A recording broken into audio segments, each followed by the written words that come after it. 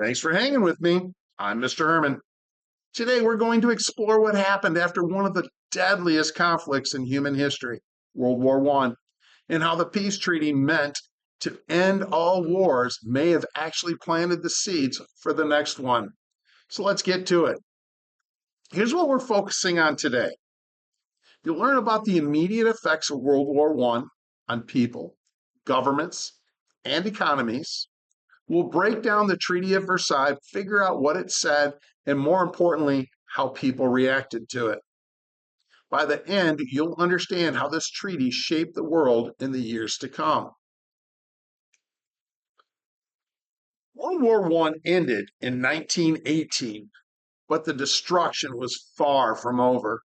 Around 20 million people were killed and another 21 million were wounded.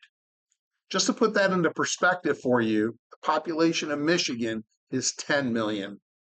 Entire towns, farmlands, and infrastructures across Europe were destroyed. And the four major empires, Austro-Hungarian, Ottoman, Russian, and German, collapsed. The war didn't just change borders, it reshaped the balance of power across the globe. The political map of Europe was completely redrawn. New countries like Poland, Czechoslovakia, and Yugoslavia emerged. Monarchies fell and revolutions began, especially in Russia, which turned toward communism. But along with hope for a new order came a rise in nationalism and tensions that would later explode. The war drained national treasuries and left many European economies in shambles. Inflation soared, and soldiers returning home often couldn't find work. This created widespread disillusionment. Many people questioned whether the war had been worth it. The trauma, both physical and emotional, was deep. Terms like shell shock entered the vocabulary, what we now call PTSD. Now, let's talk about the Treaty of Versailles. Signed in 1919, it officially ended the war between Germany and the Allied powers. But it did more than just stop fighting. Germany was forced to accept full responsibility for the war through the War Guilt Clause. They had to pay massive reparations, around 33 billion. Their military was limited, and they lost land in all their overseas colonies. It wasn't just a peace treaty, it was punishment. Reactions to the treaty were all over the map. In Germany, it caused outrage and humiliation.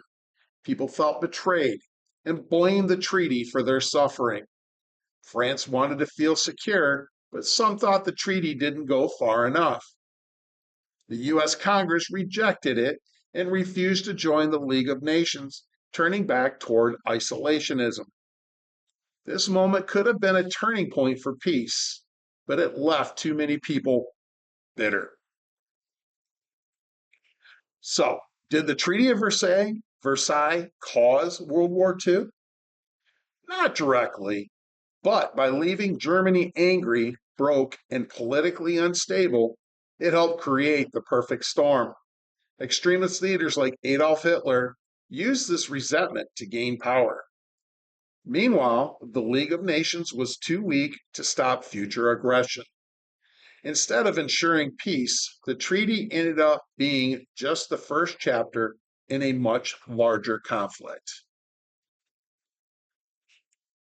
So, what do you think? Was the Treaty of Versailles fair? Was it justice or revenge? Think about how it might have felt to live in Germany, France, or the United States right after the war. We've seen how a war doesn't end when the guns fall silent. It echoes through politics, economies, and everyday life. And sometimes the way we try to create peace can lead to even more conflict. Until then, stay curious, Stay focused, and as always, let's make today count.